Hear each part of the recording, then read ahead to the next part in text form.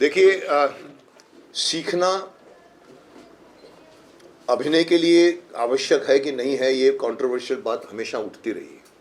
क्योंकि हमारे से पहले जब फिल्म इंस्टीट्यूट पूना नहीं होती थी, उसके पहले भी ग्रेट एक्टर्स निकले हैं। राज कपूर, देवानंद, दिलीप कुमार, मोतीलाल जी, बलराज साहनी, पृथ्वीराज कपूर।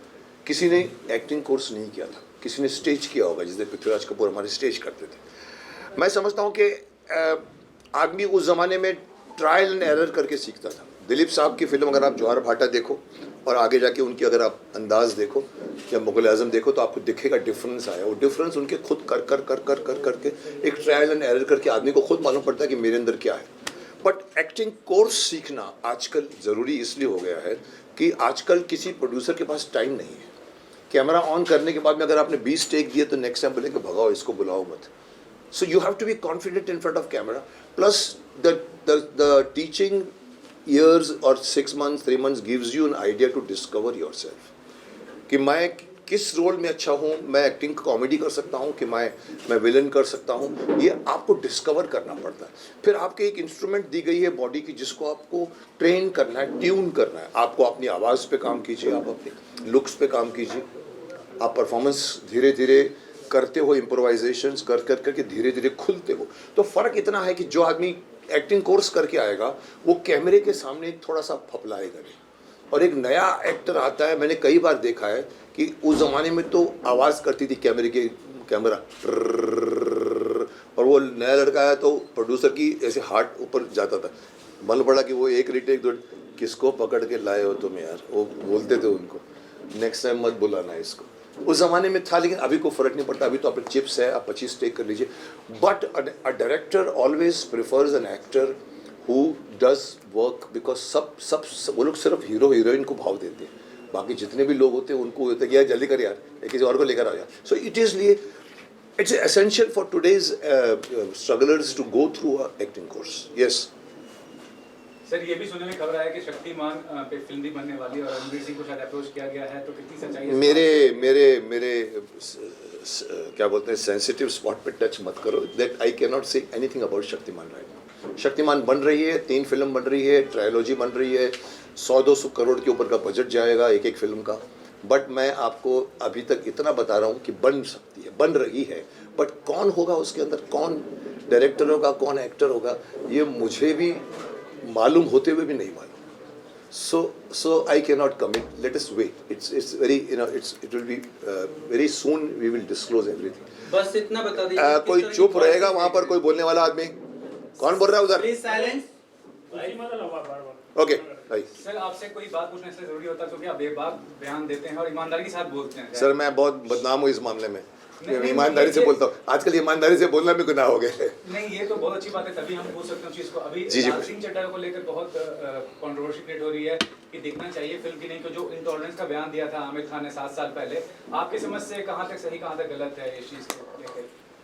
बाइकआउट करने की बात हुई। सेंसिटिव मैटर है बहुत ये।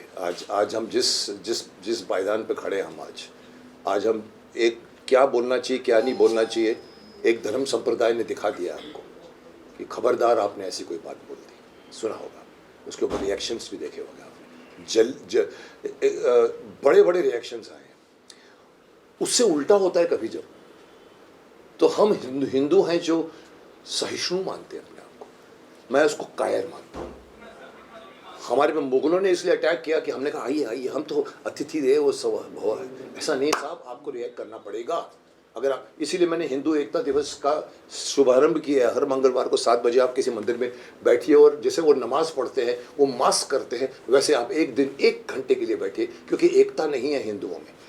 अब आप जिनकी बात कर रहे हैं उन्होंने कह दिया है कुछ, अभी कोई रिएक्ट कर रहा है तो हमको दिख रहा है, क्योंकि ये पहली बार रिएक्शन आ रहे हैं इस संप्रदाय की तरफ से, हिंदुओं की तरफ से। हम इसकी फिल्म को रिलीज़ जो, क्योंकि उन्होंने कहा था कि हमारे देश में रहना अच्छा नहीं है, जो उन्होंने इंटॉलरेंस की बात की थी। You got to be very very responsible person if you are an actor. और एक्टर की कोई जात नहीं होती, एक्टर का कोई धर्म ईमान नहीं होता। उसको दिलीप साहब बन के भी हे राम कन्विंसिंगली बोलना पड़ता है। या हम जब मुस्लिम का रोल करते हैं तो हम नमाज पढ़ते हैं, तो हमको सीखना पड़ता है, क्योंकि एक्टर का धर्म नहीं होता, ईमान नहीं होता। Actor should be neutral. But अगर कोई बड़ा स्टार अगर ऐसी बात बोल जावे और कल कोई दूसरा बोले अरे फिर जाओ ना दूसरी कंट्री में जाकर रहो ना, इधर अगर आपका ठीक नहीं लगता, वो जायज़ है। मैं समझता हूँ उनका भी रिएक्शन जायज़ है, बट बाइकआउट करना चाहिए कि नहीं करना चाहिए मैं कुछ नहीं बोलूँगा, क्योंकि मुझे नहीं पता कि क्योंकि फिल्म होती है। और हमारे यहाँ पर कई बार लोग सेंसेशनल क्रिएट करने के लिए भी लक्ष्मी बॉम्ब भी बनाते हैं, फिर बाद में लक्ष्मी का बॉम्ब हटा देते हैं क्योंकि उनको पब्लिसिटी चाहिए कि आप रिएक्ट करो। सो आई होप उनकी फिल्म रिलीज़ हो, चले। बाकी जिसने रिएक्ट करना है वो फ्री है उन रिएक्ट करने के लिए, अभिव्यक्ति की आज़ादी सबके पास है, सिर्फ मुस्लिमों के पास है, क्या हिंदुओं के पास नहीं है? सर एक और कंट्रोवर्सी हो रही है कि जो गाना है हर हर शंभू, उसकी जो गायिका है वो एक मुस्लिम है और उन्होंने कहा है कि फतवा जारी कर रहे हैं, लेकिन मोहम्मद रफ़ी भी भजन गाया करते थे और धार्मिक गाना गाया करते थे, तो इसमें बुराई क्या है अगर मैं मुस्लिम हूँ और कोई गाना ऐसा गा रही हूँ तो? उन्होंने खुद अपनी बात का जवाब दे दिया और बहुत अच्छा जवाब दिया है कि रफ़ी साहब ने भी गाए थे गाने, रफ़ी साहब ने भी भजन गाए हैं, तो उस लड़की ने खुद ही कुछ जवाब दे दिया है। अब गलती उसकी नहीं है क्योंकि वो सिंगर है, सिंगर को हर तरह के गाने गाने पड़ते हैं, कव्वाली भी गाने पड़ती है। लता जी एक ऐसी सिंगर थी जो पहले बोलती थी कि मैं डबल मीनिंग के डायलॉग वाले गाना नहीं गाऊंगी। उन्होंने भी अपनी किताब में मैंने पढ़ा उनके बारे में कि वो थोड़ी सी चूज़ी थी, और हर सिंगर चूज़ी नहीं होता। आज आपको सब करना पड़ता है अगर आपको पैसा चाहिए, और जिस लड़की की बात करें मैंने जहाँ तक पढ़ा है गरीब है, उसको पैसों की ज़रूरत है, तो अब फतवा जारी करने वाली की उनकी खुद की मिल्कियत, हम क्या बोल सकते हैं, उनकी अपनी मर्जी है। अगर उनको बुरा लगता है तो उनकी वो खुद कर सकते। हम कौन होते हैं किसी के धर्म के खिलाफ बोलने वाले? हम कैसे बोल सकते हैं कि आप इसमें फतवा करिए, इसमें फतवा नहीं करिए? वो चलते हैं कुरान से, हम चलते हैं गीता से। Both have got their own space. मैं हमेशा कहता हूँ do not cross the space. इस हिंदुस्तान में इसको हिंदू राष्ट्र घोषित कीजिए, मैंने कल ही अपनी तरफ से बयान जारी किया था, और लोग बोलते फिर मुस्लिम कहाँ जाएंगे? मैंने कहा सर मुस्लिम राष्ट्रों में भी तो हिंदू रहते हैं, तो हिंदू राष्ट्र में मुस्लिम क्यों नहीं रह सकते? रहो अपने अपने धर्म में, अपने अपने परिधि के बीच में रहो, मिलजुल के रहो। हम रहे हैं, हमारे एक्टर दोस्त मुस्लिम हुआ करते थे, हमारे कॉलेज के दोस्त मुस्लिम हुआ करते थे। उस ज़माने में ये नहीं था, आज हो गया है, but this is bound to happen when lots of अपना देखने की बात आ गई है तो वहाँ गड़बड़ होती है। जी। और सर अगर एक्टिंग इंस्टीट्यूट की बात करें तो एक्टिंग के बाद लोग सोचते हैं कि काम कैसे मिलेगा, क्या मिलेगा, तो सर अगर उस बारे में कुछ बताएं कि ये जो एक्टिंग इंस्टीट्यूट के साथ जो आपका कोलैबोरेशन है, अगर उसके बारे में कुछ रोशनी डाल पाया।